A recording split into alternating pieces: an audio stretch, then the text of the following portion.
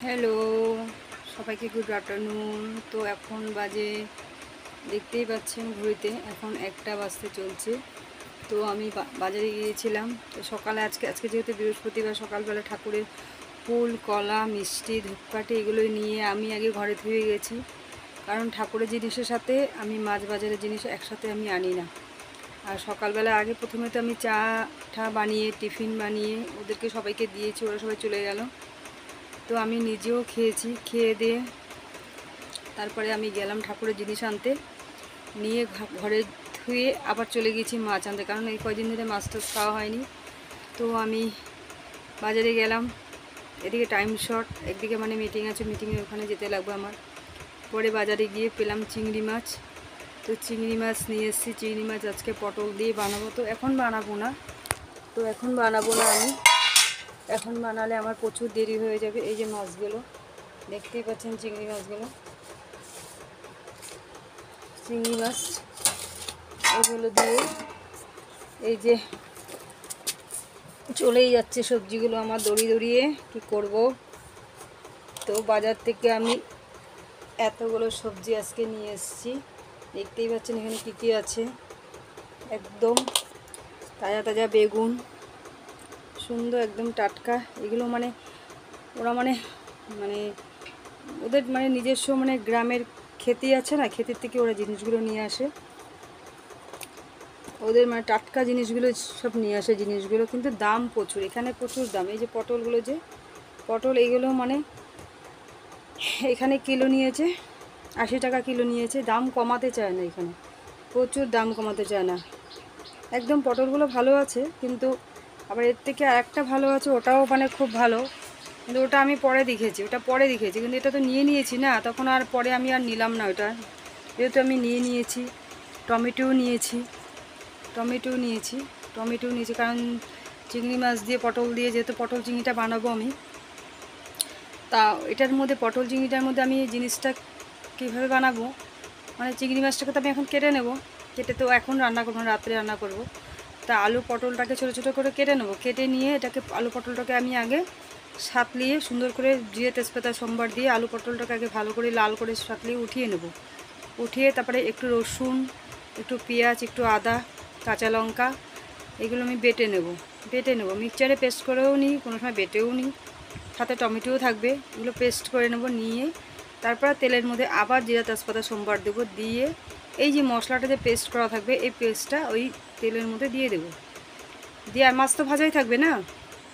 তো তারপরে এই জিরা তেজপাতা সম্বারটা তেলের মধ্যে দিয়ে পরে আবার দিতে লাগবে না, দিয়ে তাই পেস্টটা দিয়ে মানে এর মধ্যে ছেড়ে দেবো, যখন তেলটা যখন গরম হবে তখন জিরা তেজপাতাটা দিতে লাগবে। দিয়ে তারপরে এই যে আদা বাটা, রসুন বাটা, কাঁচা লঙ্কা, টমেটো, পেঁয়াজ একটু দিয়ে সব যে পেস্ট করা থাকবে সব এগুলো মানে তেলের মধ্যে ছেড়ে দিতে লাগবে। ছেড়ে দেওয়ার পরে পরে গিয়ে এটাকে মানে নাড়াচাড়া করে জিরার গুঁড়া, লঙ্কার গুঁড়ো, হলুদের গুঁড়ো একসাথে মিক্স করে জল দিয়ে এটাও দিয়ে দিতে লাগবে, দিয়ে একটু মানে কষাতে লাগবে। কষানোর পর তারপরে আলু পটলটা দিতে লাগবে, দিয়ে একটু কষাতে লাগবে। তারপরে চিংড়ি মাছটা আছে এটাও দিতে লাগবে, দিয়ে কষিয়ে জিনিসটা, আর গ্যাসটা একটু সিম করে নিতে লাগবে। কষিয়ে তারপরে অল্প গরম জল করতে লাগবে, করে তারপরে এটার মধ্যে দিতে লাগবে, দিয়ে তারপর ঢাকনা দিয়ে ঢেকে দিতে লাগবে। তারপরে গ্যাসটা একটু কমিয়ে দিতে লাগবে, কমিয়ে দিয়ে যখন হয়ে আসবে তখন অল্প গরম মশলা, গোটা গরম মশলাটা হলে বেশি ভালো, এলাচ গোটা গরম মশলাটা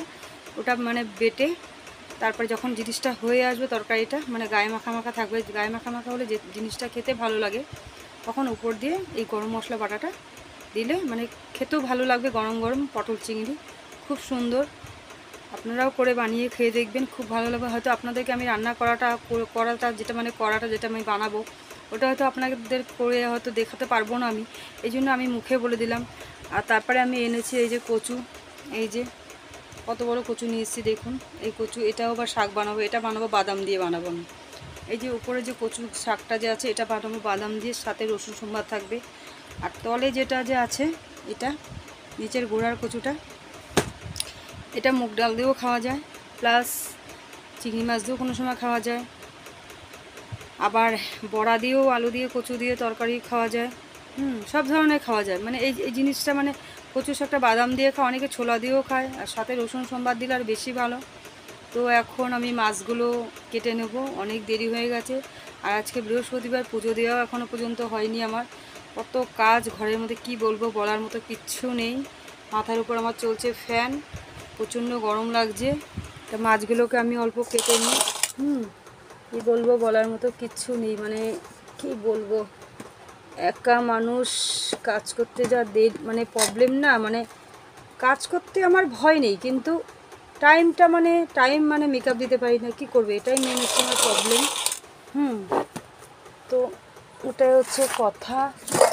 রানীবাবু বসে আছে, লাঠিটা ভেঙে এই লাঠিটাকে একদম কেটে টুকরো করে ও মাটিতে বসে আছে আর চোখ রাঙাচ্ছে আমার উপরে কী করে চোখ রাঙাচ্ছে দেখুন, একদম চোখ গরম করছে আমার, আর সিটি মারছে বসে বসে, ফিস ফিস ফিস ফিস করে সিটি মেরে যাচ্ছে। মানে প্রচুর মানে মানে মাথা গরম, প্রচণ্ড, মানে ওর মাথা গরম, রাগ দেখায় বহুত আমার উপরে, প্রচণ্ড রাগ দেখায়, প্রচণ্ড মাথা গরম। ভালো থাকতে ভালো, কিন্তু রেগে গেলে মানে আর মানে রক্ষা নেই আরও। ও রেগে গেলে আর রক্ষা নেই, রক্ষা নেই আর, ওকে রেগে গেলে রক্ষা নেই। তো মাছগুলো আমি একটু একটু দেখাই কাটা,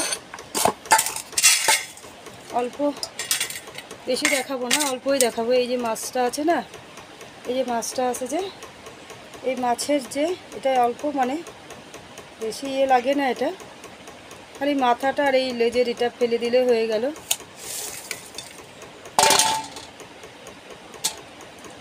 অনেকে আবার এই জিনিসটা যে আছে, এই যে মাথাটা যে লেজটা যে আমি বার করলাম না, এটা আবার বেটে পেঁয়াজ কাঁচা লঙ্কা এটাকে বেটে একদম পুরো বেটে পেস্ট করতে লাগবো, পেস্ট করে একদম পুরো পেস্ট করতে লাগবো, পেস্ট করে মানে যে এই মাথাটা লেজটা যে বার করলাম এটাকে পেস্ট করে আগে ভালো করে ধুয়ে নিতে লাগবো। পেস্ট করে কাঁচা লঙ্কা, একটু পেঁয়াজ, তারপরে বেসন, লঙ্কা, কাঁচা লঙ্কা, বেসন, পেঁয়াজ, হলুদের গুঁড়ো আর লবণ দিয়ে ভালো করে সুন্দর করে মাখিয়ে গরম গরম বড়া করলে খুব ভালো লাগবে, আর গরম গরম ভাতের সাথেও ভালো লাগবে।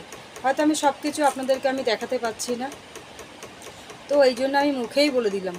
তো আমার তো আর এগুলো করার এখন সময়ও নেই, আমি করতেও পারবো না, এগুলো ফেলেই দেবো আমি এখন, একদম সময় নেই আমার, একদম সময় নেই। হয়তো সময় থাকলে ঠিকই করতাম, কিন্তু সময় নেই, একদম সময় নেই, কী বলবো, আর বলার মতো কিচ্ছু নেই আমার, একদম সময় নেই, একদম সময় নেই। এই যে মাছগুলোকে আস্তে আস্তে, এইগুলো মাছের মানে কাটার কোনো ঝামেলা নেই, বড় মাছে বড় চিংড়িটাও কাটার কোনো ঝামেলা নেই, কিন্তু চিংড়ি মাছটা সব কিছুর সাথেই খাটে ভালো লাগে খেতে। চিংড়ি মাছ সর্ষে বাটা দিয়েও ভালো লাগে, এই মাছটা যদি আবার সর্ষে বাটা দিয়ে খেতে লাগে, এটা ভালো করে ধুয়ে কাঁচা তেল, সর্ষে, পোস্ত একটু পেস্ট করে মেখে ভালো করে একসাথে, অনেকে হাঁড়ির মধ্যে কিংবা গরম ভাতটা যখন হয়ে যায় ভাতের মধ্যে দিয়ে ঢুকিয়ে একদম ভাতটাকে পুরো লেবেল করে দিতে লাগে, আবার ঠিক টাইম মতো নামাতে লাগে, আবার কড়াইয়ের মধ্যে দিয়েও বানানো যায়। এক এক ধরনের রান্না, কিন্তু আমি পারি করতে, কিন্তু প্লাস মানে আপনাদের মানে কি করে দেখাতে পারি না, মানে এটাই হচ্ছে মেন প্রবলেমটা ওইখানে দাঁড়িয়েছে। আর কি বলবো, বলার কিচ্ছু নেই। তো আমি এই মাছগুলোকে কেটে এখন চান করে পুজো দিতে যাব।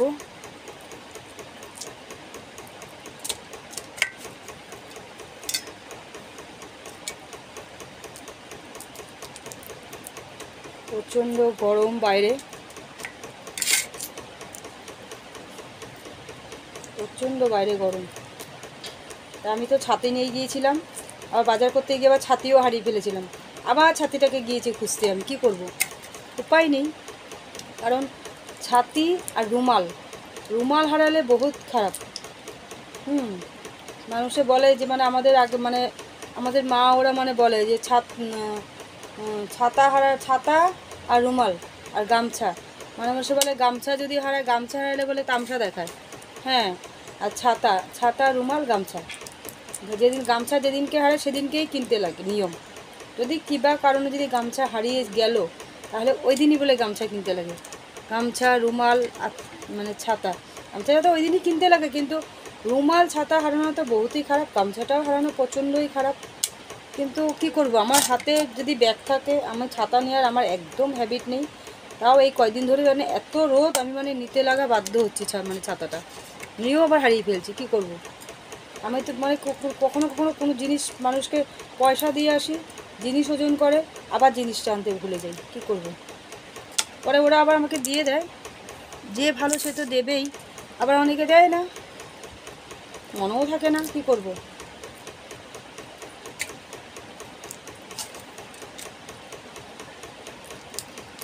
আমি এখন এগুলোকে রান্না করব না, কারণ আমার রয়েছে ফুলকপির তরকারি রান্না রয়েছে, অল্প ডাল আছে, একটা ডিম ভেজে নেব, ব্যাস হয়ে যাবে আমার দুপুরের খাওয়া।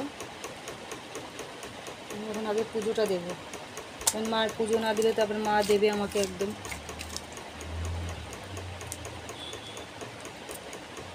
সকালবেলায় খেলেই চিড়া আর দুধ খেয়েছি, আর কিচ্ছু খাইনি, এখনও পর্যন্ত কিচ্ছু খাইনি। কারণ কয়দিন আগে আমার শরীর প্রচণ্ড খারাপ ছিল, মাঝখানে আমি ডাক্তার দেখালাম, হলো আজকে 5-6 দিন আগে আমি ডাক্তার দেখালাম, তো এখন একটু ভালো আছি আমি। তো আজকের মতো আমি এখানে রাখছি। আমার ভিডিও যদি ভালো লাগে লাইক, কমেন্ট, শেয়ার আর সাথে সাবস্ক্রাইব করে দেবেন। জানি না কীরকম হচ্ছে, আমি কিচ্ছু বলতে পারছি না। আর আপনারা প্লিজ প্লিজ সবসময় আমার সাথে থাকবেন। তো আমি এখানেই রাখছি বন্ধুরা, ততক্ষণের জন্য ভালো থাকবেন, বাই বাই।